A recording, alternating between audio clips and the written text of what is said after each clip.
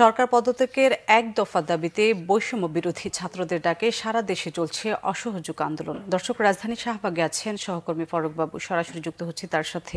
বাবু, শিক্ষার্থীরা কি জড়ো হতে শুরু করছেন? সর্বশেষ পরিস্থিতি জানাবেন।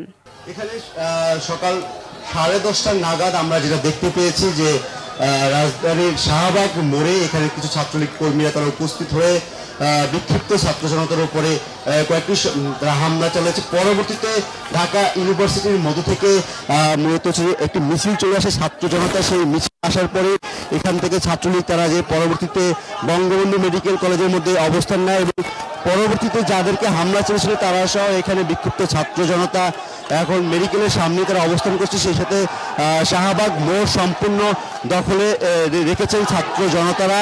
তারা এক দফা এক দাবিতেই তাদের এই কর্মসূচি পালন করছে। সেই সাথে অত্র এলাকাতে আমরা দেখেছি যে যেসব ব্যক্তিগত গাড়ি চলাচল করছিল তাদেরকে তারা উল্টো পথে ফিরিয়ে দিয়েছে এবং সেই সাথে আসলে প্রায় আধা ঘন্টার উপর থেকে এখানে কোনো ধরনের গণপরিবহন আর চলতে দেখা যায়নি এবং শিক্ষার্থীদের সাথে এখানে অভিভাবক থেকে শুরু করে তারা সবাই আসলে এখানে অবস্থান নিয়েছে এবং আমরা যেটা এখানে আপনি দেখতে পাচ্ছেন আসলে সবাই তাদের ক্ষোভের কথা জানাচ্ছে।